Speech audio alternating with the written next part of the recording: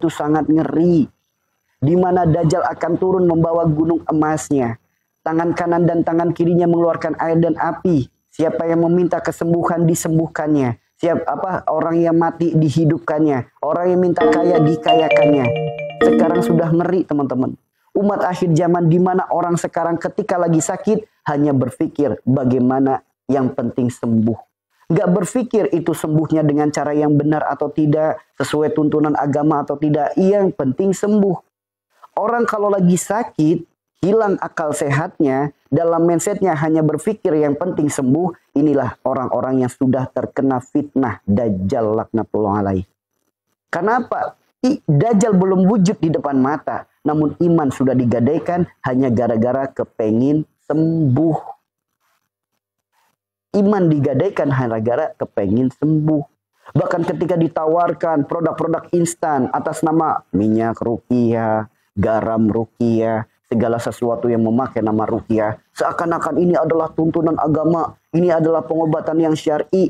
Tidak teman-teman. Justru hal-hal seperti ini, hal-hal yang bisa menjerumuskan kita kepada jurang kehancuran. Makanya hati-hati, siapapun di sini jangan sampai tertipu oleh pedagang agama. Kenapa disebut pedagang agama? Andaikan dia murni benar-benar ingin menolong. Kalaupun mau jualan minyak wangi, sok jualan minyak wangi tanpa harus dikasih nama ruqyah. Minyak wangi satu botol paling 50.000, dikasih nama ruqyah jadi ratusan ribu, jadi 300.000, jadi 500.000, bahkan sampai jutaan. Cuma gara-gara dikasih nama ruqyah. Apa namanya kalau bukan pedagang agama? Apa namanya? Apakah jalan kesembuhan dari cara yang seperti itu? Tidak. Jalan kesembuhan hanya dengan satu cara. Allah berfirman, ya ayyuhalladzina amanu tubu ilallahi taubatan nasuha. Dengan jalan taubatan nasuha, itulah jalan kesembuhan. Bukan dengan jalan jualan minyak ruqyah, bukan dengan jualan garam ruqyah, madu ruqyah, dan lain sebagainya. Harus hati-hati teman-teman. Sekarang beda, sangat tipis gitu. Jadi umat itu mudah sekali tertipu dengan hal-hal yang seperti itu. Mudah sekali tertipu. Atau mungkin ada di sini yang pernah menjadi korbannya atau menjadi pelakunya. Jualan minyak ruqyah, jualan garam ruqyah. Ada nggak di sini? Ada nggak di sini yang pernah menjadi korban untuk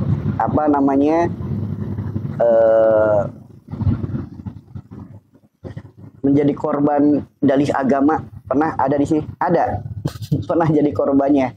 Apa korban apa? Korban minyak wangi atau korban garam atau korban madu? Dulu. Alhamdulillah, kalau yang nggak pernah alhamdulillah. Beli minyak wangi.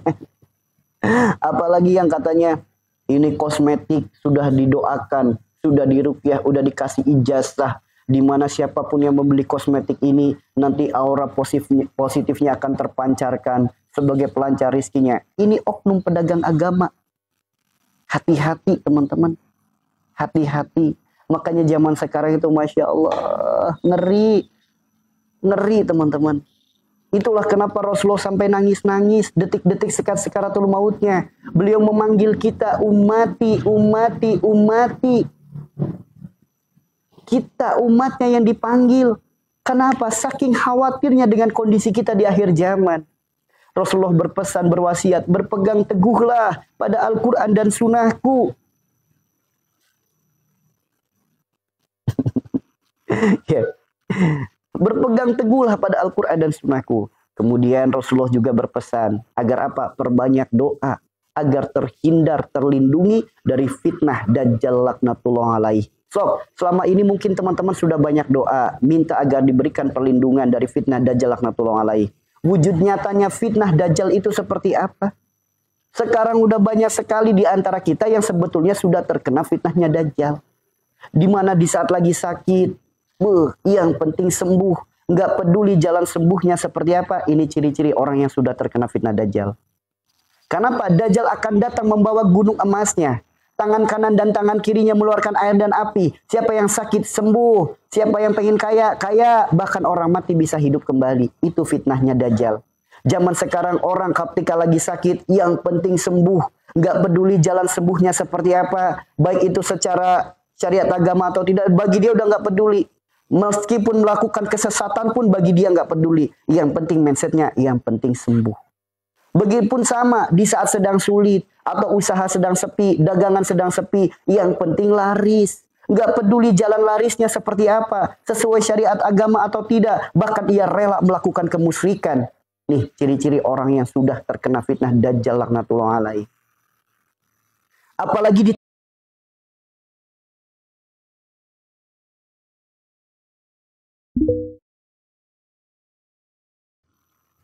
sampai dibela-belain bertapa berhari-hari di makam, meminta kepada orang yang sudah mati. Ini ciri-ciri orang yang sudah terkena fitnah Dajjal laknatullah alaih.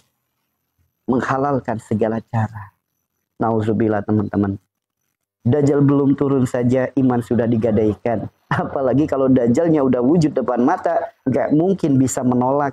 So, siapa di sini ketika lagi sakit, apalagi putus asa dengan penyakitnya, kemudian melihat seakan-akan ada proses kesembuhan yang hebat. Siapa yang nggak berduyun-duyun datang? Siapa yang nggak berduyun-duyun datang? Baru kemarin diperlihatkan ada seorang ibu-ibu yang bisa menterapi tangan patah bisa jadi lurus. Itu saja banyak orang berduyun-duyun. Ibunya nggak salah, pengobatannya tidak salah, umatlah yang salah. Baru melihat seperti itu aja, iman sudah digadaikan. Pokoknya saya harus ke sana, saya harus ketemu dia. Seakan-akan bersandar kesembuhan ada pada dirinya. Sedangkan Allah berfirman, wa idza maritu fahuwa yasfin. Melihat di sosial media ada orang yang seakan-akan sakti, tangannya bisa nyetrum, Kemudian terbentuk mindset, terbentuk keinginan, pokoknya saya harus ke sana. Nah, ini proses terapinya tidak salah. Orang yang menerapinya tidak salah. Namun orang melihat kemudian muncul hasad ingin bertemu. Seakan-akan kesembuhan letaknya ada di sana. Ini ciri-ciri orang yang sudah terkena fitnah Dajjal laknatullah alaih. Pengobatannya tidak salah. Orangnya tidak salah. Penyakit ain kitalah yang salah. Diri kitalah, keimanan kitalah yang salah. Padahal andaikan dia paham. Allah titipkan kita penyakit. Allah bukan sedang nyuruh kita cari obat. Allah bukan sedang nyuruh kita ikhtiar, melainkan Allah suruh kita taubat. Adanya sakit, sulit, sempit, sedih, sengsara, menderita, Allah perintahkan kita untuk taubat, bukan cari obat. Kenapa selama ini yang dicari hanya obatnya? Kesadaran akan dosa tidak dimunculkan. Padahal Rasulullah bersabda, tidaklah Allah titipkan penyakit, melainkan Allah gugurkan dosa. Yuk. Tidaklah Allah titipkan penyakit, melainkan Allah gugurkan dosa. Adanya sakit disebabkan karena adanya dosa. Kalau orang sadar sakitnya gara-gara dosanya, pasti dia langsung bertobat. Itulah kenapa Allah berfirman, ya ayyuhalladzina amanu, tubu ilallahi taubatan nasuha. Yang Allah panggil siapa? Ya ayyuhalladzina amanu. Orang-orang yang beriman. Bagi orang yang beriman, ketika dia sakit dipanggil oleh Allah bertobat, dia segera bertobat. Itu orang beriman. Kenapa bukan ya ayuhan nas? Karena tidak semua manusia sadar akan dosa-dosanya. Tidak semua manusia sadar akan kesalahannya. Justru tidak sedikit orang di saat sakit, dia justru malah menuduh orang lain sebagai penyebabnya. Di saat dia sakit, dia malah justru nuduh makanan sebagai penyebabnya. Inilah yang Allah panggil hanya ya ayyuhalladzina amanu. Hanya orang-orang beriman saja yang Allah panggil. Karena tidak semua manusia akan sadar sakitnya adalah buah daripada dosa-dosanya. Padahal sama Rasulullah sudah diwanti-wanti. Tidaklah Allah titipkan penyakit, melainkan Allah gugurkan dosa. Gerbangnya dosa adanya sifat perilaku perbuatan kita. Sakit itu buah daripada sifat kita, perilaku kita, perbuatan kita. Makanya ketika lagi sakit, sadarkan. Itu semua penyebabnya adalah diri kita sendiri. Maka jalan sembuhnya adalah diawali dengan taubatan nasuha. Akui kesalahan kita, akui dosa-dosa kita, kemudian berjanji untuk tidak mengulanginya lagi. Baru kita istiqomah dalam kebaikan, kita bermunajat kepada Allah. Doa dan ikhtiar satu kesatuan yang tidak bisa dipisahkan. Maka bermohonlah kepada Allah, ya Allah, hamba mohon kepadamu ya Allah. Ampuni segala dosa penyebab penyakit ini ya Allah. Hamba sadar ya Allah, dosa hamba seluas lautan, seluas bumi, seluas langit. Namun ampunanmu lebih besar daripada itu semua ya Allah. Maka hamba mohon ampunanmu ya Allah. Hamba mohon ampunanmu. Engkaulah Rabb yang maha menyembuhkan. Tidak ada satupun yang bisa menyembuhkan, melainkan hanya kuasamu ya Allah. Maka hamba mohon ya Allah, bimbinglah langkah kaki ini untuk mendapatkan sembuh yang berkah, sembuh yang kau rahmati, sembuh yang kau berkahi. Sembuh yang menjadikan diri hamba menjadi semakin baik, ibadahnya semakin baik, pribadinya semakin baik, sembuh yang melahirkan ketaatan dan ketakwaan kepadamu ya Allah. Sob, sekali-kali mintanya kayak gitu. Kalau mintanya kayak gitu jangan kaget. Andaikan sembuhnya harus dengan obat, Allah pertemukan dengan obatnya. Andaikan sembuhnya harus lewat dokter, harus lewat rumah sakit, Allah akan pertemukan dengan yang terbaik. Jangan kaget. Akan didatangkan dengan sendirinya, akan Allah bimbing langkah kaki kita, sehingga terkadang kita berpikir seakan-akan kebetulan ya kita ketemu. Tuh, tidak kebetulan, sudah diatur oleh Allah. Andaikan sembuhnya harus lewat Pak Ustadz, lewat Pak Kiai, lewat herbal, lewat tabib, lewat terapi, Allah akan pertemukan dengan yang terbaik. Karena bagi Allah tidak ada yang mustahil jika Allah sudah ikut andil. Jika Allah sudah menghendaki sembuh, satu butir nasi bisa jadi jalan sembuh kita. Seteguk air bisa jadi jalan sembuh kita. Tidak ada yang mustahil. Jika Allah sudah berkata, kun, maka jadilah. Yuk teman-teman. Kenapa atuh? Ketika lagi sakit kepala, buru-buru cari obat sakit kepala. Sakit kaki, buru-buru cari obat sakit kaki. Yang sakit perutnya, buru-buru cari obat sakit perut. Namun giliran hatinya berpenyakit, buru-buru diobatin enggak? Boro-boro diobatin, sadar hatinya sakit juga enggak. Ini bahaya teman-teman. Kenapa sih selalu memikirkan perkara jasad mulu, perkara dunia mulu, perkara kulit mulu? Yuk pikirkan, jika segumpal daging ini baik, semuanya akan ikut baik. Jika segumpal daging ini buruk, yang lain pun akan ikut buruk. Apa ini segumpal daging? Hati, kolbu kita. Ayo sok belajar, sama-sama belajar. Jadilah orang yang baik, jadilah pribadi yang baik karena Allah dan untuk Allah. Kita belajar, tatalah hati kita. Karena yakinlah, barang siapa yang menata hatinya, Allah akan tata kehidupannya. Yuk, ketika kita mengalami adanya sakit, berarti karena adanya penyakit dalam hati. Adanya sulit, berarti karena adanya penyakit dalam hati. Adanya sengsara dalam hidup, itu pun karena adanya penyakit dalam hati. Karena nggak mungkin teko yang isinya kopi, keluarnya susu. Nggak mungkin. Orang yang hatinya berpenyakit, nggak mungkin hidupnya bahagia. Nggak mungkin. Ayo teman-teman, sedikit demi sedikit, kita belajar, fokus, tatalah hati kita. Karena barang siapa yang menata hatinya, Allah akan tata kehidupannya. Yuk, hati-hati dengan segala penyakit-penyakit. Penyakit yang paling berbahaya adalah penyakit hati. Itu bahaya teman-teman. Bahaya. Kenapa penyakit hati nggak buru-buru diobatin? Giliran sakit kepala, buru-buru diobatin. Giliran hatinya yang sakit, boro-boro diobatin. Nah, ini ciri-ciri orang yang sudah terkena fitnah Dajjal laknatullah alaih. Boleh jadi itu adalah diri kita. Kenapa? Dalam hadisnya disebutkan, orang akan berbondong-bondong. Hanya sedikit yang bisa menghindar. Bahkan 1000 banding 1. Dari 1000 orang hanya 1 yang selamat. Siapa yang selamat? Ia yang bisa melihat kafir dalam dirinya. Barakallah saudara. Makanya hati-hati. Ayo sekarang tuh Masya Allah ngeri teman-teman. Zaman makin akhir, zaman makin edan. Sekarang banyak oknum pedagang agama dan tidak sedikit kita pun jadi ikut-ikutan. Andaikan dia seorang ulama, yang namanya ulama itu menghidupi agama, bukan cari hidup dari agama.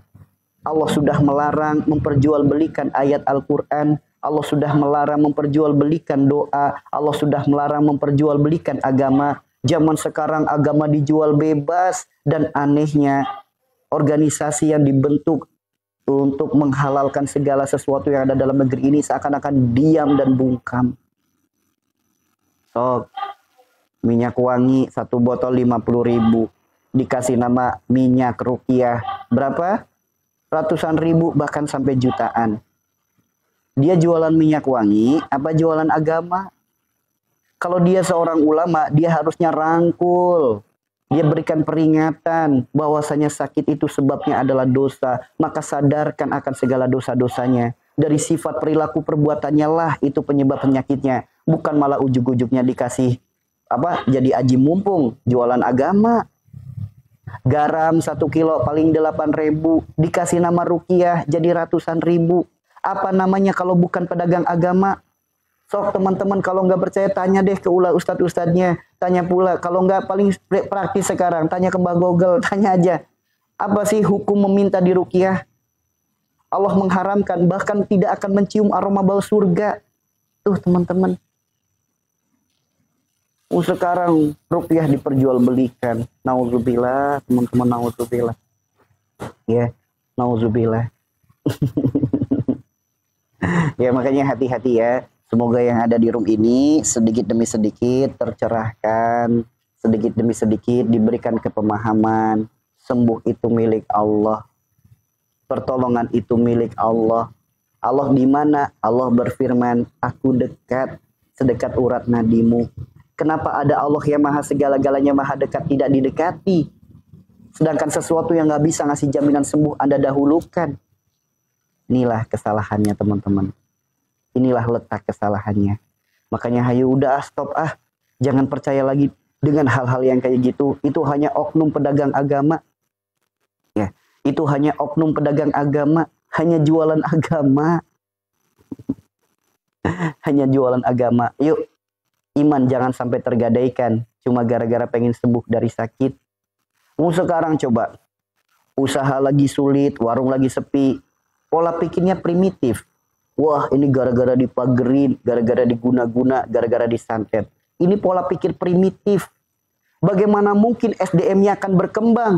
Negara sebelah usaha sepi, dia lakukan evaluasi, kemudian dia lakukan inovasi, mempraktekkan strategi market, bagaimana caranya untuk berkembang usahanya. Orang-orang kita usaha lagi sepi malah menganggap itu adalah santet, sihir, guna-guna. Gimana? Ini tanda pola pikir primitif. Ketika usaha sepi, lihat bagaimana cara Rasulullah berjualan. Orang zaman sekarang usaha hanya bermodalkan yang penting punya modal, nggak punya ilmunya. Sehingga jualan yang penting pola pikirnya untung. Di saat lagi sepi, nggak punya ilmunya, iman digadaikan. Nauzubillah. Nauzubillah. Bukan saya tidak percaya sihir. Sihir itu ada. Ada sihir. Ada. Namun kembali, Allah sesuai prasangka hambanya. Prasangka baik kita sebaik-baik penghalang, sebaik-baik tolak balanya. Siapa yang mengizinkan usaha itu sepi? Allah yang mengizinkan. Kenapa usahanya sepi? Boleh jadi dia kurang dalam bersedekahnya. Boleh jadi dia kurang sholat subuhnya. 2 rakaat subuhnya nggak dikerjakan. Santunan anak yatim nggak pernah. Boleh jadi itu teguran. Di saat lagi ditegur, kenapa malah berprasangka buruk? Sihir memang benar ada. Bukankah sedekah sebaik-baik tolak balanya? Sihir memang ada. Santet guna-guna memang ada. Namun jika Allah tidak menghendaki, 1000 dukun mau nyantet kita nggak akan bisa. Nggak akan pernah terjadi. Kenapa Allah izinkan itu terjadi? Karena Allah ingin menegur kita. Karena boleh jadi keimanan kita yang lemah. Sedekah kita yang kurang. Amal kita yang kurang. Kebaikan kita yang kurang. Ditegur lewat jalan itu. Kebanyakan manusia hanya mengeluh dengan apa yang belum didapatkan. Harusnya kita adalah bersyukur dengan apa yang telah Allah berikan. Bukankah itu yang Allah perintahkan? Di saat usaha lagi sepi, sok atuda syukuri apa yang ada. Jangan mengeluh dengan apa yang belum punya. Bukankah Allah sudah berfirman, semakin mengeluh semakin ditambah kesulitannya. Nah itu jelas. Udah mau usaha lagi sepi, ngeluh, ditambah kesulitan sama Allah. Ketika ditambah kesulitan, muncullah keimanan, muncullah kesadaran, bukan malah muncul prasangka. Ya, prasangka buruk akan apa? Akan menutupi segala hati. Ya, itu seperti itu ya teman-teman ya. Kembali saudaraku yang dirahmati Allah. Adanya sakit, sulit, sempit, sedih, sengsara, kemudian sihir dan lain sebagainya, itu datang hanya karena 3 perkara. 3 perkara itu apa? 1, ujian. Datangnya kedua sebagai teguran. Datangnya ketiga sebagai cobaan atau azab. Orang diuji itu ketika keimanannya baik, ibadahnya baik, habluminallahnya baik, sholatnya rajin, sodakohnya rajin, baca Qur'annya rajin, puasanya rajin, kemudian habluminanasnya baik, dengan siapapun dia nggak pernah marah, nggak pernah benci, nggak punya prasangka buruk, dikasih sakit, dikasih sulit, itu ujian namanya. Inilah milik para nabi, milik para orang-orang soleh.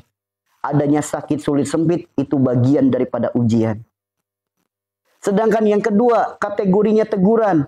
Ibadahnya bagus, sholatnya bagus, sedekahnya rajin, baca Qur'annya rajin, puasanya rajin, silaturahim semuanya baik, dengan siapapun semuanya baik. Dia melakukan satu kesalahan.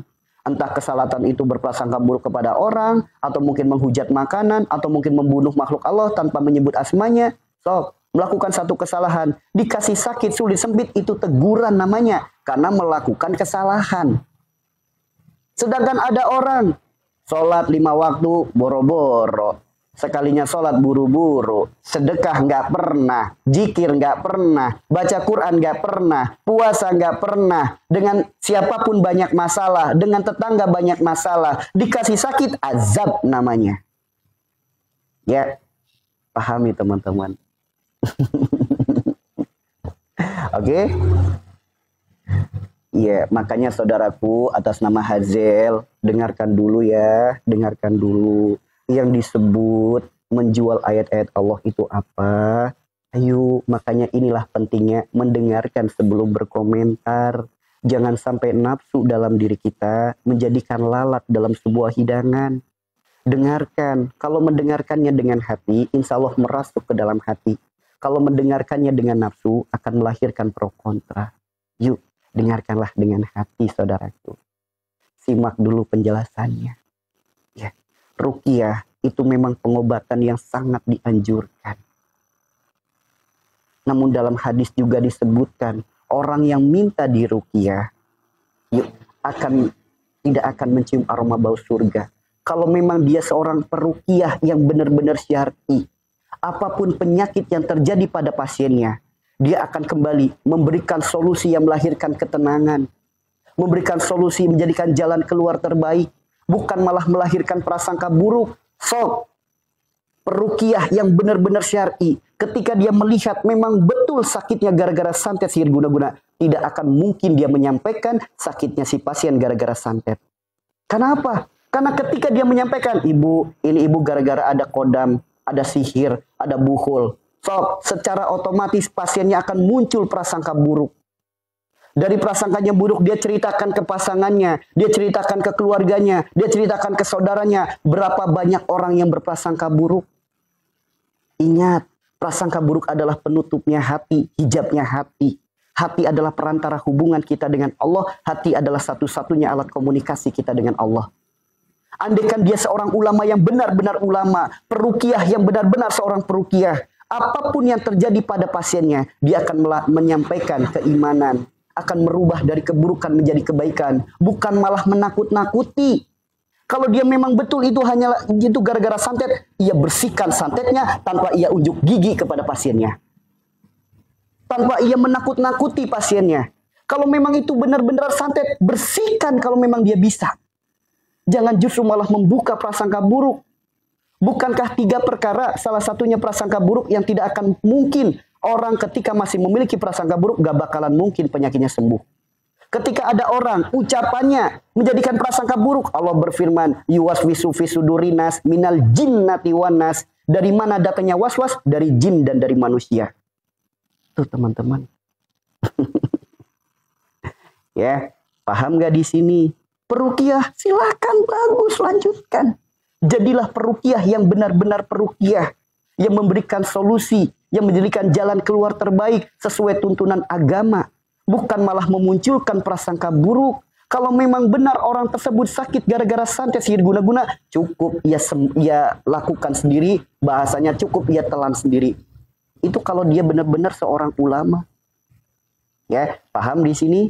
Namun di saat dia ruqyah, bisa baca ayat-ayat ruqyahnya, kemudian ketika ada reaksi, itu ada sihir, itu ada gini. Berpikir nggak jangka panjang dari ucapan yang disampaikan? Akhirnya orang termindset, oh iya sakit saya gara-gara ada sihirnya. Dia ceritakan ke keluarganya, gara-gara ada sihir, gara-gara ada santet. Sok, kalau ada nasihat seperti itu, kira-kira Anda sakit. Wah, gara-gara ada santet. Sok, jujur, apa yang ada dalam benak pikiran Anda? Ingat dosa atau ingat siapa yang menyantetnya? Sok, saya tanya. Sok, saya tanya. Ketika ada peruqyah menyampaikan Anda gara-gara disantet, saya tanya, apa yang ada dalam benak pikiran Anda? Anda langsung ingat dengan dosa atau ingat berprasangka buruk siapa yang menyantetnya? Ya. Nah, ini maksud daripada apa yang saya sampaikan. You, jadilah orang yang jangan mau terjajah oleh pedagang agama. Ya, jadilah orang yang jangan mau terjajah oleh pedagang agama. Ya, seperti itu ya teman-teman. Masih ada nggak tadi orangnya? Gila dijelasin, kabur gimana? Ya, jadi kalau apa yang disampaikan belum selesai, jangan dulu mengomentari. Nah, ini bahayanya potongan-potongan video yang disampaikan oleh para ustadz. Dipotong video-videonya. Akhirnya terjadi pro kontra dan lain sebagainya. Ya, seperti itu ya teman-teman ya. Paham nggak di sini maksudnya? Apa sih maksudnya? Udah paham kan? Silakan ruqyah, silakan boleh. Namun ketika ada orang ngakunya peruqyah syar'i, ujung-ujungnya ngasih prasangka buruk. Kamu ada kodam di sini, kamu ada hantu di sana, kamu ada nasab di sini, kamu ada masalah ini di sini, ada jin nasab dan lain sebagainya. Untuk apa sih hal kayak gitu disampaikan? Apakah dengan Anda menyampaikan seperti itu Anda langsung merasa hebat? Emang seperti itu? Jika Anda benar-benar seorang ulama akan melahirkan ketenangan dalam hatinya. Jika Anda benar-benar seorang ulama peruqyah yang syar'i, Anda akan melahirkan ketenangan dalam pasien-pasien Anda. Akan merubah dari keburukan menjadi kebaikan, bukan malah prasangka buruk. Ya, di sini ya teman-teman ya. Jadi bukan salah ruqyahnya, peruqyahnya yang salah. Karena ruqyah zaman sekarang itu udah rusak oleh media. Sok saya tanya, seluruh Indonesia lah, seluruh yang ada di room ini, saya tanya ruqyah itu apa? Ruqyah itu apa? Kebanyakan orang berpikir ruqyah itu ngeluarin jin. Ruqyah itu untuk apa? Kebanyakan orang ruqyah itu ngeluarin jin. Iya enggak? Sehingga apa? Di mana-mana ruqyah sebagai tontonan. Aing di dia. Dengan ngaung-ngaung, dengan segala macam. Bahkan orang, maaf, bukan ustadz, bukan kiai, hanya pinter ngobatin orang kesurupan, dianggapnya ruqyah. Tuh teman-teman, akhir zaman itu ngeri teman-teman. Ya, oke, seperti itu ya. Ya, begitu teman-teman. Ruqyah adalah taubatan nasuha. Ketika kita akui kesalahan kita akui dosa-dosa kita. Karena lihat doa ruqyah yang diajarkan oleh malaikat Jibril. Ketika malaikat Jibril meruqyah Nabi Muhammad. Nabi Muhammad itu bukan gara-gara salah. Segala sesuatu yang terjadi pada diri Nabi Muhammad itu adalah buah daripada pembelajaran untuk kita sebagai umatnya. Kalau nggak dialami oleh Rasulullah, bagaimana akan jadi hukum? Kalau tidak dicontohkan oleh Rasulullah, bagaimana akan jadi hukum agama? Tuh teman-teman, lihat ruqyah yang diajarkan. Malaikat Jibril berdoa, Bismillahi arkika min kulli sayin yuzika min syarri kulli nafsin au ainin hasidin Allahu yasfika Bismillahi arkika. Tuh teman-teman, doa yang didoakan oleh malaikat Jibril kepada Rasulullah ketika Rasulullah diruqyah oleh malaikat Jibril. Tuh, itu sejarah ruqyah pertama kali. Apa sih doanya? Agar terhindar dari segala macam bentuk penyakit ain, buah daripada hasad, buah daripada kebencian. Bukan untuk ngeluarin jin. Ruqyah zaman sekarang ngeluarin jin. Ini yang sudah mulai pada melenceng. Akhirnya apa? Wah, mediasi. Dimasukin. Jebret. Sama nih. Aing maung. Itu bukan ruqyah. Itu bukan ruqyah, teman-teman. Gitu ya. Ya, inilah memang kemurnian itu terkadang sulit dicerna oleh orang-orang yang sudah telanjur masuk ke dalam sebuah lingkaran ketidakbaikan. Namun orang-orang yang dititipi cahaya kebaikan, ketika disampaikan kemurnian, dia akan langsung paham. Dia akan langsung paham. Seperti itu ya teman-teman ya.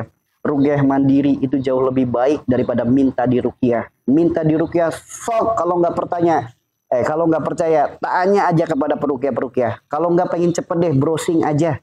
Browsing di bawah Google. Bukan ngaji ujungnya Google. Bukan.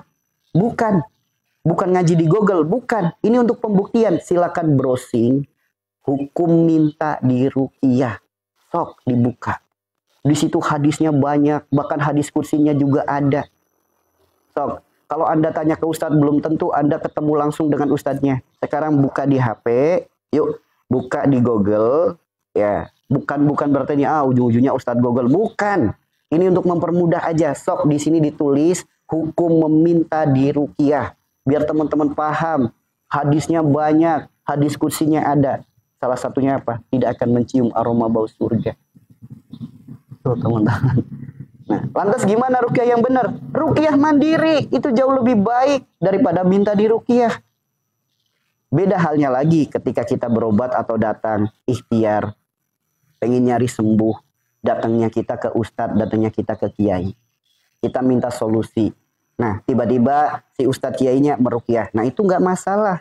Namun kalau kita sendiri, Ustadz, hidup saya lagi sulit nih, penyakit saya nggak sembuh-sembuh, ruqyah saya dong. Lah, enak bener. Dia yang berbuat dosa, nyuruh ustadz ngebersihin, nyuruh kiai ngebersihin. Dosamu untuk dirimu sendiri. Maka apa? Gerbangnya adalah taubatan nasuha. Selagi engkau belum tobat, tidak akan mungkin penyakit itu sembuh. Tidak akan mungkin. Ya. Jadi kunci kesembuhan adalah kesadaran akan dosa. Bismillah ya. Semoga semakin dipahamkan semuanya. Dijauhkan dari fitnah akhir zaman, teman-teman. Fitnah akhir zaman. Sekarang gini. Zaman sekarang penjual agama tuh, ya Allah, astagfirullahaladzim. Ada orang sakit, terus mindsetnya tuh santet sihir guna-guna. Padahal Rasulullah bersabda, tidaklah Allah titipkan penyakit, melainkan Allah gugurkan dosa. Penyakit itu penyebabnya dosa. Kata pedagang agama, penyebabnya santet sihir guna-guna. Anda lebih percaya siapa? Lebih percaya pedagang agama atau lebih percaya sabda Nabi Anda sendiri? Jika Anda beriman kepada Rasulullah, Anda akan percaya sakitku gara-gara dosaku. Kalau ada dosa berarti taubat. Bukan minta diruqyah. Bukan cari obat. Namun perbaiki penyebab. Ya. Yuk, sebagai analogika, hal yang sangat sederhana. Tubuh kita ibarat kata sebuah rumah. Gentengnya rusak sehingga terjadi bocor. Ketika rumahnya bocor, kita hanya sibuk cari ember, cari baskom. Kira-kira bocornya sembuh enggak?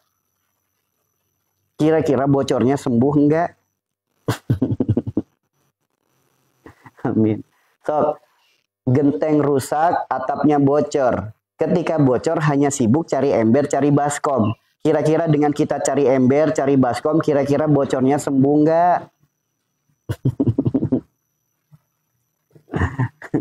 Kira-kira bocornya sembuh enggak? Kan enggak akan mungkin bisa sembuh ketika penyebabnya belum diperbaiki. Begitupun penyakit. Ketika penyebabnya belum diperbaiki, enggak akan mungkin penyakit itu sembuh. Apa sih penyebabnya? Kembali kita umat beragama, tuntunan kita Al-Quran dan Sunnah. Penyebabnya penyakit, apa kata Rasulullah? Tidaklah Allah titipkan penyakit, melainkan Allah gugurkan dosa. Bahkan sakitnya tertusuk duri, penyebabnya adalah dosa. Apalagi sakit asam lambung, apalagi sakit jantung, sakit vertigo, sakit stroke. Apalagi kalau bukan dosa penyebabnya. Gerbangnya dosa, sifat, perilaku, perbuatan. sifatnya belum diperbaiki, perilakunya belum diperbaiki, perbuatannya belum diperbaiki, belum bertobat, kira-kira sembuh nggak? Nggak sembuh teman-teman. Namun jangan tertipu, karena secara garis besar sembuh itu ada dua. Yang pertama sembuh berkah. Sembuh berkah itu apa? Sembuh yang diiringi dengan keimanan dan ketaatan kepada Allah. Ini namanya sembuh berkah. Yang kedua adalah sembuh istidraj. Sembuh istidraj itu apa? Sembuh yang tidak merubah apa-apa dalam dirinya. Ya, sembuh yang tidak melahirkan apa-apa. Sembuh sifatnya nggak berubah, perilakunya nggak berubah, perbuatannya nggak berubah, ibadahnya masih gitu-gitu aja nggak berubah. Ini namanya sembuh istidraj. Yuk, masa iya yang dicari istidraj? Istidraj itu apa? Orang yang sudah dicampakkan oleh Allah. Bahasanya tuh gini, silakan cari Tuhan selain aku, silakan keluar dari kolong langitku. Ini bahasa dari Allah bagi orang-orang yang hidupnya sudah istidraj. Udah dicampakkan oleh Allah, udah tidak diperhatikan lagi oleh Allah. Ibarat kata binatang ternak udah diumbar, udah dilepas sama pemiliknya. Mau makan sendiri kek, mau lapar kek, mau kenyang, sabodo teing. Seperti itu teman-teman. Mau hidup istidraj, amit-amit atuh dak. Makanya jangan sampai kita mendapatkan sembuh yang istidraj. Kalau Allah sudah berfirman kepada kita, udah berkata-kata kepada kita, silakan cari Tuhan selain aku, silakan keluar dari kolong langitku. Lantas mau kemana kita akan pergi? Kepada siapa kita akan bersandar? Ini sembuh istidraj, jangan dicari sembuh istidraj itu. Salah satu sembuh istidraj apa? Orang yang memiliki mindset yang penting sembuh, nggak peduli jalan sembuhnya seperti apa, nggak peduli. Mau melakukan kesesatan kek, mau cek kodam kek, mau pakai minyak rukiah kek. Ya.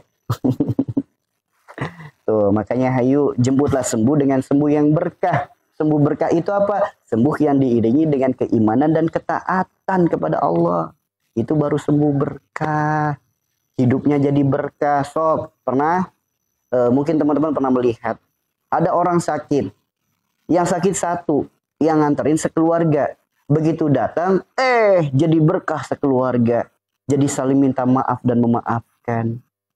Itu indah sekali. Sok, sakit itu gini teman-teman. Tubuh kita itu adalah miniaturnya bumi. Apa yang Allah ciptakan di luar tubuh kita, semuanya ada di dalam tubuh kita. Allah ciptakan bumi, kita tercipta dari saripati bumi. Allah ciptakan air, kita tercipta dari pancaran air yang hina. Bahkan di tubuh kita dipenuhi dengan banyaknya air. Allah ciptakan api, dalam tubuh kita pun ada apinya. Sok digosok, tempelkan, hangat. Allah ciptakan angin, di dalam tubuh kita pun banyak anginnya. Yang keluar dari mulut kita, ucapan kita ini adalah angin kita. Makanya disebutkan, angin kecil jadi sahabat, besar akan jadi lawan. Begitupun ucapan. Ucapan ini bisa menghantarkan seseorang kepada puncak kejayaan. Ucapan bisa menghantarkan seseorang kepada jurang kehancuran. Ya. Allah ciptakan pohon. Wah, diri kita bagaikan pohon. Rambut-rambut kita segala macam. Yuk. Allah ciptakan apapun yang ada di luar tubuh kita, semuanya ada di dalam diri kita. Allah ciptakan binatang, banyak sifat-sifat binatang dalam diri kita. Serakahnya, angkuhnya, sombongnya. Itu sifat binatang. Hidup hanya makan, tidur, dan kawin. Tanpa melakukan hal-hal baik bahasanya. Ya.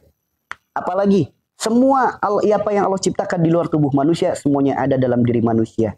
Bahkan ketika Allah berfirman dalam Ar-Rahman, disebutkan ketika dua lautan bertemu, bagaikan ada dinding pembatas. Manusia miniaturnya bumi, dua lautan yang bertemu itu pun ada di dalam diri kita. Jika tidak percaya, yuk julurkan tangannya. Lihat, di sini ada garis tangan. Ya, di sini ada garis tangan. Di mana garis ini memisahkan antara kulit yang agak gelap sedikit dan kulit yang agak putih sedikit. Kulit yang agak tebal sedikit, kulit yang agak tipis sedikit. Bisa terlihat bagi orang-orang yang kulitnya sawo agak mateng. Namun bagi yang kulitnya udah glowing, bening gak kelihatan. Ya. Tubuh kita ada garisnya. Bahkan tubuh kita dipenuhi 114 garis. Sebagaimana 114 surat yang ada dalam Al-Quran. Apakah itu kebetulan? Enggak. Ya, tangan disebutnya alam kitab, catatan kehidupan kita. Itulah kenapa orang ketika sedang diterapi tangannya, bagi yang paham, tangan bisa kesetrum dan lain sebagainya, muncul bentol-bentol dan lain sebagainya. Yuk, tubuh kita dipenuhi dengan garis. Bahkan lihat telapak tangan kita, jari kita dipenuhi dengan garis-garis. Jari-jari kita, ruas-ruas jari kita dipenuhi dengan garis.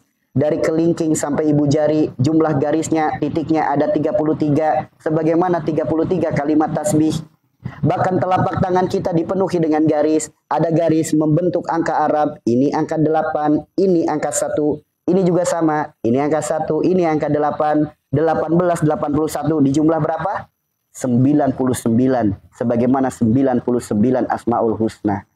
Lihat lagi jari jemari kita. Kenapa jumlahnya 5? Kenapa enggak 4? Kenapa enggak 6? Kenapa enggak 7? Kenapa 5? Karena jika teman-teman perhatikan, ini membentuk lafaz Arab bagi teman-teman yang paham kaligrafi. Ini alif, ini lam, ini ha. Dibaca apa? Allah. Ini pun sama, alif, lam, ha. Dibaca apa? Allah. Allah 99 Asmaul Husna, 33 kalimat tasbih. Apakah kebetulan? Pernahkah kita mempelajari itu? Man arafa nafsahu faqad arafa rabbahu. Kenali dirimu, maka niscaya engkau akan mengenal Tuhanmu. Udah belum? Garis kita banyak banget. Di lengan ada garis, di kaki ada garis, di paha ada garis, di perut ada garis, di dada ada garis, di leher ada garis. Semua tubuh kita dipenuhi dengan garis. Pernah mempelajari itu? Tertulis semua dalam Al-Quran, teman-teman. Ya. Dipenuhi dengan garis. Di mana garis-garis itu memiliki wilayahnya masing-masing untuk mengetahui mana atas, mana bawah. Di mana garisnya? Leher. Leher disebut batas antara dunia dan akhirat. Maksudnya apa? Orang gak punya tangan, dia masih bisa hidup. Gak punya kaki, masih bisa hidup. Tapi orang gak punya leher, antara hidup dan mati. Inilah batas antara dunia dan akhirat. Apakah itu gak ada maksudnya? Ada maksudnya. Tubuh kita dibagi lagi menjadi 2, bahkan dipenuhi dengan garis dari mulai belah tengah rambut kita sampai ke alis kita, hidung kita, belahan bibir kita sampai ke bawah untuk memisahkan, membedakan mana yang kanan dan mana yang kiri. Apakah itu kebetulan? Enggak. Enggak ada yang kebetulan. Bahkan sakitnya kita di bagian tubuh yang mana ada sifat perilaku perbuatan yang harus diperbaiki. Mau tahu enggak? Sakit di perut, apa penyebabnya? Mau tahu enggak? Dari sifat yang mana, perilaku yang mana, perbuatan yang mana. Ini ilmu yang sangat luar biasa. Diajarkan oleh ulama-ulama kita. Tertulis dalam kitab Asy-Syifa. Kemudian diremajakan lagi dalam kitab Thariqus Syifa. Di mana tubuh manusia bagian depan disebutnya alam kenabian. Tubuh manusia bagian belakang disebutnya alam kewalian. Alam kewalian itu apa? Ada Sidikin, Syuhada, Solihin. Di sini ada Daud, ada Sulaiman, ada Yusuf, ada Khidir, ada Ismail. Ada Musa, ada Ibrahim, ada Adam, ada Isa, ada Yunus, ada Lut. Nah, ketika kita bisa mempelajari ini, kita akan tahu dari mana penyebab penyakit kita. Kita akan tahu dari mana penyebab penyakit kita. Kita akan tahu.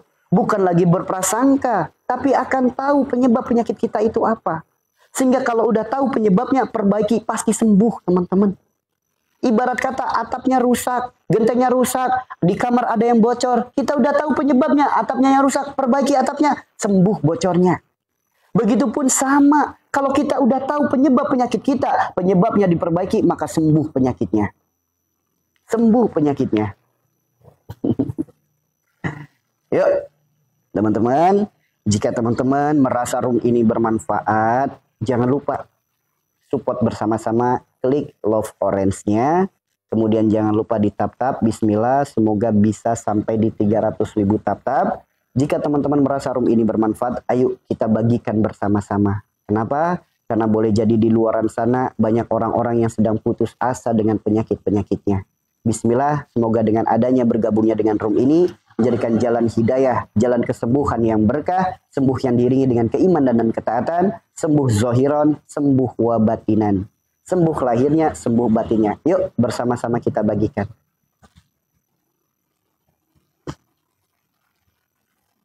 Bismillah. Kita mulai ya teman-teman ya. Yuk. Yang harus kita pahami dulu. tubuh manusia dibagi menjadi dua. Tubuh manusia dibagi menjadi dua. Ya. Tubuh manusia dibagi menjadi dua. Batasnya adalah leher. Leher ke atas disebut wilayah dunia. Leher ke bawah disebut wilayah akhirat. Jika ada penyakit dari leher ke atas, penyakit yang disebabkan karena perkara dunia. Perkara dunia itu apa? Keinginan, harapan, angan-angan, ketakutan, kekhawatiran, kecemasan, perkara dunia. Sesuatu yang bersumber dari harta, tahta, dan keluarga. Lalu bila mana ada penyakit dari leher ke bawah, apapun penyakitnya, itu disebutnya wilayah akhirat. Penyakit yang disebabkan karena perkara ibadah. Tubuh kita dibagi lagi menjadi dua, sebelah kanan dan sebelah kiri. Sebelah kanan itu hablum minan nas, sebelah kiri hablum minallah. Jika ada penyakit dari ujung kepala sampai ujung kaki sebelah kanan, sakit kepala kanan, sakit telinga kanan, sakit mata kanan, tangan kanan, semua yang ada di sebelah kanan. Penyakit yang disebabkan karena hubungan kita dengan manusia atau hubungan kita dengan alam semesta. Bila mana ada sakit yang terjadi dari ujung kepala sampai ujung kaki yang ada di sebelah kiri, apapun jenis penyakitnya. Ini penyakit yang berkaitan dengan hablum minallah, yang hubungannya dengan Allah. Tentu adanya perjalanan hidup yang melahirkan dosa. Baik itu kemusyrikan, kemunafikan, kesombongan, kezoliman, kemudian kemaksiatan, dosa-dosa riba, banyak penyebabnya. Saya ambil contoh untuk mempermudah. Salah satu penyakit, katakanlah penyakit stroke. Ada di sini yang terkena penyakit stroke? Salah satunya penyakit stroke. Ini contoh dulu supaya teman-teman mudah dalam memahami. Penyakit stroke, barokallah, Hafid Sugandi, barokallah. Penyakit stroke itu disebabkan karena apa? Karena adanya sumbatan pada saraf otak. Jika sumbatannya di otak kanan, maka stroke-nya sebelah kiri. Jika ada sumbatannya di otak sebelah kiri, maka stroke-nya sebelah kanan. Karena otak kanan menggerakkan organ tubuh sebelah kiri, otak kiri menggerakkan organ tubuh sebelah kanan. Sok, di sini yang stroke, udah CT scan, lihat hasil rongsennya apa? Ada sumbatan pada otaknya. Oke? Nah, stroke itu apa? Dampak yang paling nyata, tangan dan kaki berkurang fungsinya. Bahkan tidak sedikit, tangan dan kaki ada yang sampai lumpuh. Yuk, katakanlah stroke sebelah kanan. Tangan dan kaki berkurang fungsinya, tangan dan kaki sampai lumpuh, penyebabnya adanya sumbatan pada otak sebelah kiri. Apa sih penyebabnya? Apa sih penyebabnya? Tangan dan kaki, wilayah di bawah leher, disebutnya wilayah akhirat. Sebelah kanan, disebutnya hablum minan nas, rahmatan lil alamin. Hubungannya dengan manusia dan alam semesta. Apa sih penyebab penyakit stroke sebelah kanan? Sesuatu yang berhubungan dengan akhirat, yang berhubungan dengan manusia dan alam semesta. Perkara apa itu? Itu perkara silaturahim. Orang yang memutus silaturahim, merusak silaturahim, boleh jadi karena ada masalah, kemudian terjadi permusuhan, dari permusuhan putus silaturahim. Orang yang memutus silaturahim pasti akan muncul penyakit pada organ tubuh bagian kanan, salah satunya yaitu stroke. Stroke sebelah kanan disebabkan karena adanya dosa-dosa memutus silaturahim. Atau mungkin tangan dan kakinya pernah ia pakai untuk membunuh makhluk-makhluk Allah tanpa menyebut asmanya. Menyakiti makhluk Allah, melukai makhluk Allah, menyiksa makhluk Allah. Itu juga bisa jadi penyebabnya. Kalau kita bicara lagi, apa sih penyebabnya? Adanya sumbatan pada otak sebelah kiri. Otak sebelah kiri itu apa? Otak di atas leher disebutnya dunia. Sebelah kiri disebutnya hablum minallah. Perkara dunia yang berhubungan dengan Allah. Perkara apa itu? Rizki, jodoh, mati. Gara-gara perkara rizki sampai putus silaturahim. Ya, gara-gara perkara rizki sampai putus silaturahim. Gara-gara perkara rizki sampai putus silaturahim. Baik silaturahim itu rusak dengan orang tuanya, dengan mertuanya, dengan mantannya jika ada. Atau mungkin dengan anaknya, dengan saudaranya, pamannya, bibinya, uanya, tetangganya, kerabatnya, sahabatnya, temannya. Putus silaturahim, stroke sebelah kanan. Apa menyebabkan putusnya? Yuk, perkara rizki. Yang kedua, perkara jodoh. Gara-gara perkara jodoh, rusak silaturahim. Bisa jadi stroke sebelah kanan, guys. Yang tiga, perkara kematian. Perkara kematian merusak silaturahim. Contoh, ada orang udah meninggal. Aibnya diceritakan. Nih, orang yang suka membuka aib orang sudah meninggal, hati-hati. Atau mungkin ada masalah dendam nyakitin seseorang. Sampai orangnya mati belum minta maaf. Yuk hati-hati, bisa muncul stroke sebelah kanan. Hati-hati. Ya, hati-hati. Bagaimana jika stroke-nya sebelah kiri? Tangan dan kaki berkurang fungsinya. Tangan dan kaki ada yang sampai lumpuh. Tangan dan kaki wilayah di bawah leher. Sebelah kiri disebutnya hablum minallah. Yuk, perkara akhirat yang hubungannya dengan Allah. Perkara apa itu? Orang yang stroke sebelah kiri karena orang tersebut pernah melakukan perjalanan hidup yang merusak hubungannya dengan Allah. Yaitu adanya kemusyrikan, adanya kemaksiatan, adanya kemunafikan, adanya kezoliman, adanya kesombongan, dan adanya riba. Orang ketika melakukan hal ini terus-menerus, pasti muncul stroke sebelah kiri. Apa yang menyebabkan dirinya melakukan 6 hal ini? Adanya sumbatan pada otak sebelah kanan. Otak di atas leher disebutnya dunia. Sebelah kanan disebutnya apa? Hablum minan nas. Hubungannya dengan manusia. Baik perkara keluarga, perkara tahta, perkara apa? Harta. Merusak hubungannya dengan Allah. Gara-gara perkara keluarga sampai melakukan kemusyrikan. Demi mengais rezeki. Demi jualan. Dia melakukan kemusyrikan. Hati-hati. Hati-hati. Makanya orang yang melakukan kemusyrikan, kesombongan, kemunafikan, kezoliman, kemaksiatan, dosa riba akan muncul penyakit-penyakit pada organ tubuh sebelah kiri. Itu seperti itu teman-teman. Ya, sekarang bagi teman-teman yang mengalami penyakit stroke, renungkan. Selagi penyebabnya belum diperbaiki, maka sulit penyakit itu akan sembuh. Sulit. Perbaiki penyebabnya. Jika Anda stroke-nya sebelah kanan, segera perbaiki silaturahim. Segera perbaiki silaturahim, minta maaf dan memaafkan. Jika ada stroke-nya sebelah kiri, segera bertobat dari segala dosa kemusyrikan, dari segala dosa kemunafikan, kemaksiatan, kezaliman, kesombongan, dan lain sebagainya. Tuh. Lalu bagaimana setelah kita taubat, kita perbaiki? Lantas bagaimana langkah ikhtiarnya? Rasulullah bersabda, semua penyakit ada obatnya dan sebaik-baik pengobatan adalah hijamah. Apa itu hijamah? Berbekam. Bekamlah di puncak kepala. Rasulullah bersabda, satu titik puncak kepala namanya titik umumugis. 100 penyakit akan sembuh jika dibekam di puncak kepala. Jika Rasulullah yang ngasih info, kira-kira percaya enggak? Rasulullah yang ngasih statement, dibekam di puncak kepala 100 penyakit sembuh. Kira-kira kalau Rasulullah yang menyampaikan, percaya enggak? Saya tanya, kira-kira kalau solusi itu datangnya dari Rasulullah, kira-kira percaya enggak?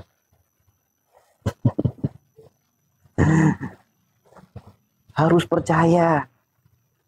Ya. Tapi pada kenyataannya, banyak orang yang tidak percaya dengan sabda Rasulullah, lebih percaya dengan sabdanya orang PA. Sabda orang PA itu apa? Contoh, ibu sakit apa? Sakit tumor. Di mana? Di kepala. Berapa tahun? 7 tahun. Usia ibu berapa? 40 tahun. Selama 40 hari sebelum tidur, kalungin celana dalam di kepala. Pernah dengar yang kayak gitu?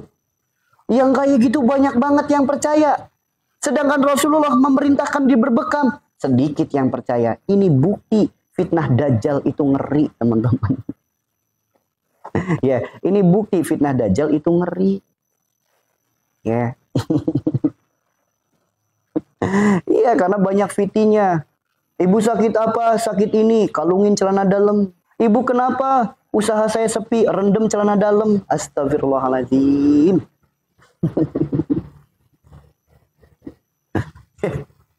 Tuh.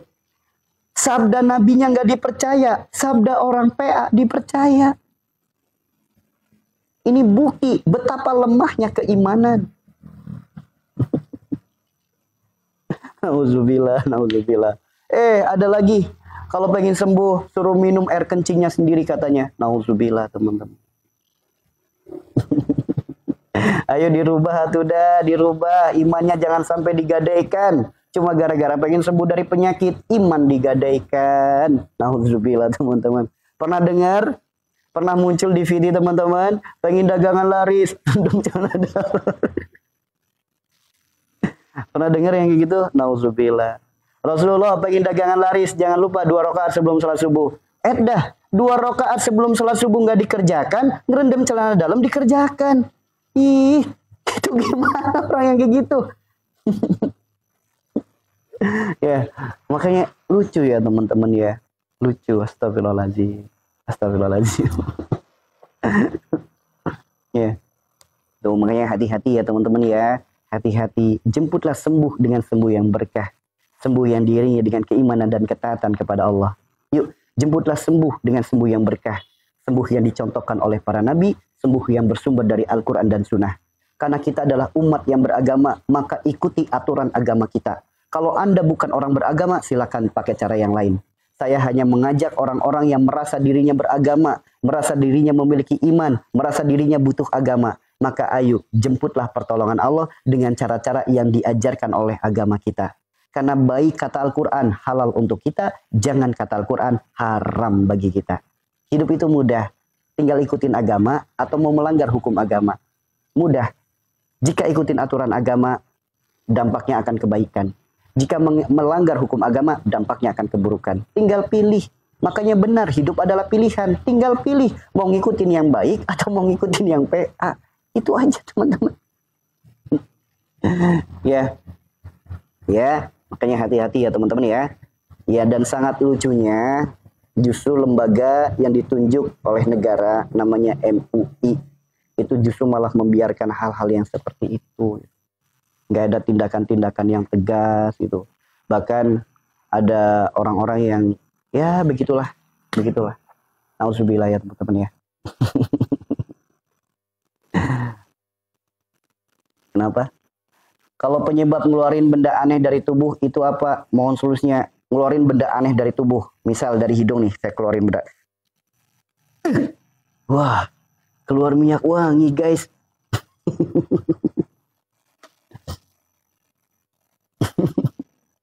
Keluar minyak wangi dari hidung. Mengeluarkan benda aneh dari dalam tubuh. Kembali ya teman-teman ya. Kembali. Sihir itu ada. Namun tugas kita bukan memikirkan siapa yang menyihir kita. Tugas kita, kenapa sihir ini masuk ke dalam diri kita? Atau apakah saking lemahnya iman kita? Saking lemahnya ketaatan kita? Maka tingkatkan ketaatan, maka sembuh penyakitnya. Sembuh penyakitnya. Ya, sembuh penyakitnya. Kalau sesak obatnya apa? Obatnya mungkin kontraksin, mungkin kombantrin. Saya nggak tahu obatnya. Karena saya bukan pedagang obat. Saya bukan jualan obat. Jadi kalau ditanya apa obatnya, saya nggak tahu. Namun yang saya pahami, di Al-Quran disebutkan dalam Al-Quran surat Yunus ayat 57.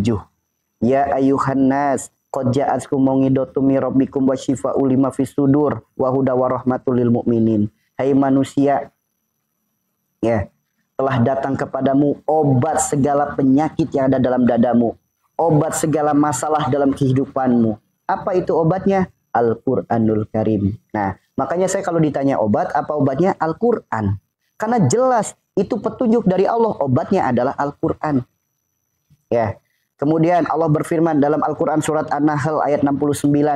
Di dalam perut terbah ada keberkahan, bisa jadi obat semua penyakit. Maka kalau saya ditanya obat, apa obatnya? Madu. Itu obat yang diajarkan oleh Allah. Yang jadi pertanyaan, ketika Anda sudah dapat jawaban dari Al-Quran, obatnya adalah Al-Quran, obatnya adalah madu, kira-kira percaya enggak? Ya, kira-kira percaya enggak? Jika sudah dapat nih jawaban dari Al-Quran, jelas loh tertulis dalam Al-Quran, surat Yunus ayat 57, silakan dibuka, Al-Quran adalah obat. Maka bagi orang yang masih bingung apa obatnya, karena dia belum pernah membaca Al-Quran, belum pernah memahami Al-Quran. Padahal di Al-Quran sudah disebutkan, obatnya adalah Al-Quran. Yang kedua, obatnya adalah madu, jelas disebutkan dalam Al-Quran. itu ya. Penyakit itu dari sifat perilaku perbuatan kita sendiri. Penyakit wasir atau ambeien. Banyak gak di sini yang terkena wasir atau ambeien? Ya. Banyak gak di sini yang terkena wasir atau ambeien? Banyak. Ada ya? Ada. Wasir atau ambeien, wilayah solihin namanya. Ingat, tubuh manusia bagian belakang disebutnya wilayah kewalian. Dari puncak kepala sampai belikat disebutnya sidikin. Dari belikat sampai ke pinggang disebutnya suhada. Dari pinggang sampai ke bawah disebutnya solihin. Wasir, ambeien itu termasuk bagian daripada solihin. Orang yang kurang amal baiknya. Kemudian apa? Orang yang memiliki kebiasaan dikit-dikit nyuruh. Pengen minum aja, tolong dong ambilin minum. Apa aja tuh mudah sekali nyuruh. Orang yang mudah sekali dikit-dikit nyuruh, dikit-dikit perintah, penyakitnya ambeien. Kemudian apa? Ketika ia bertutur kata, ia pandai menasehati, namun ia lupa menasehati diri sendiri. Jadi pandai menyampaikan, namun dianya sendiri tidak pandai dalam mempraktekkan. Kalau bahasa orang mah jarkoni, pinter ngajar, dirinya sendiri nggak bisa ngelakoni. Nah, inilah orang-orang yang terkena penyakit ambeien atau wasir. Sok, di sini yang terkena penyakit wasir. Atau mungkin saudaranya, pasangannya terkena penyakit wasir. Yuk, wataknya, sifatnya. Mudah nyuruh nggak? Mudah merintahin nggak?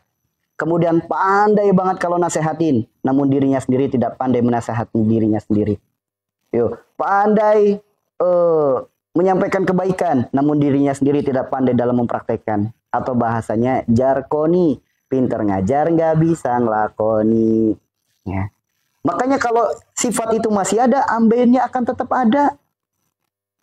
Masih dikit-dikit nyuruh, sok, ambeiennya akan seperti ini nih. Ya, ambeien kan kayak gini nih. Keluar sampai merah, ada 4 titik. Tuh. Makanya perbaiki dulu, perbanyak amal kebaikan. Dengan apa? Kurangi nyuruh-nyuruh orang. Kurangi. Kalau bisa kerjakan sendiri, kerjakan.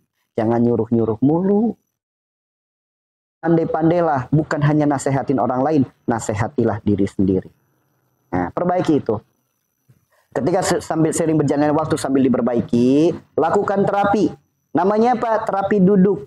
Bagaimana itu terapi duduk? Sok, kembali ke beranda, teman-teman buka di pencarian. Tulis aja terapi duduk. Insya Allah nanti ada VT dari saya, terapi duduk. Ya, ada terapi duduk nanti. Lakukan terapi duduk. Nah, lakukan terapi duduk. Ada nggak herbal yang harus dimakan? Atau herbal yang harus diminum? Ada.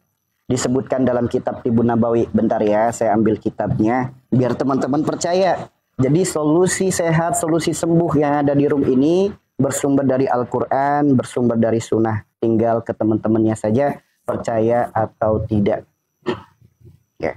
Karena kita umat yang beragama, maka ikutilah aturan-aturan dari agama. Bentar. Saya ambil kitab-kitabnya dulu. Ini yang satu lagi mana kitabnya?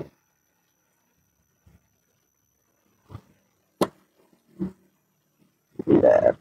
Oh, yang satu mungkin dipakai sama santri. Nah, dalam satu kitab, namanya kitab Tibun Nabawi. Tibun Nabawi adalah kitab yang ditulis oleh Ibnu Qayyim Al-Jauziyah. Di mana kitab ini menjelaskan tips sehat yang diajarkan oleh Rasulullah. Cara mengobati berbagai macam penyakit. Ketika sakitnya, yaitu perkara ambeien. Nah, satu, dalam kitab ini disebutkan mukjizat gerakan sholat. Maka apa? Lakukan sujud yang semurni-murninya. Sujud yang semurni-murninya itu apa? Yuk, tundukkan sifat keras kepala, tundukkan sifat besar kepala. Sujud yang semurni-murninya. Sempurnakan pula gerakannya, itu bisa ngobatin ambeien. Kemudian herbalnya tertulis dalam kitab Tibun Nabawi. Apa herbalnya? Teman-teman tahu daun ungu? Daun ungu tuh kalau di Sunda mungkin namanya handelem kali ya. Tahu daun ungu? Silakan rebus daun ungu. Teman-teman rebus daun ungu kurang lebih 7 lembar lah. 7 lembar dengan air yang 3 gelas sampai airnya itu jadi 1 gelas. Lalu diminum itu rebusan daun ungu. Nah, itu ikhtiarnya. Namun kembali Allah titipkan penyakit bukan nyuruh kita ikhtiar. Allah titipkan kita penyakit, nyuruh kita taubat. Maka taubat dulu, baru lakukan ikhtiar. Nah, itulah jalan sembuh. Ya, binahong. Ya, binahong.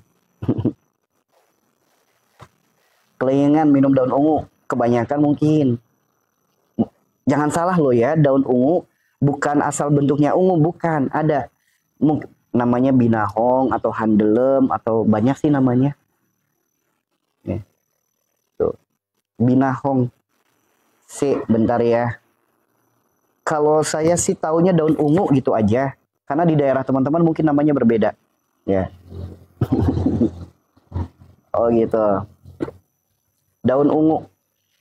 Nah itu silakan direbus. Insya Allah ambeien wasir insya Allah. Namun kembali selagi penyebabnya belum diperbaiki. Oh beda sama binahong. Oh iya jangan binahong berarti. Karena beda nama ya. Karena saya nggak tahu. Saya taunya daun ungu. Sama saya tahu namanya itu kalau di Sunda itu namanya handelem. Kalau binahong ya kayak gimana daunnya, kurang paham saya. Nah itu seperti itu ya. Itu tuh pakai daun ungu. Nah namun kembali jangan hanya nyari daun ungunya, carilah jalan kesembuhan lewat taubatnya. Taubatnya dulu yang dikedepankan, baru ikhtiarnya dilakukan. Itu seperti itu ya. Iya biar nggak salah ya.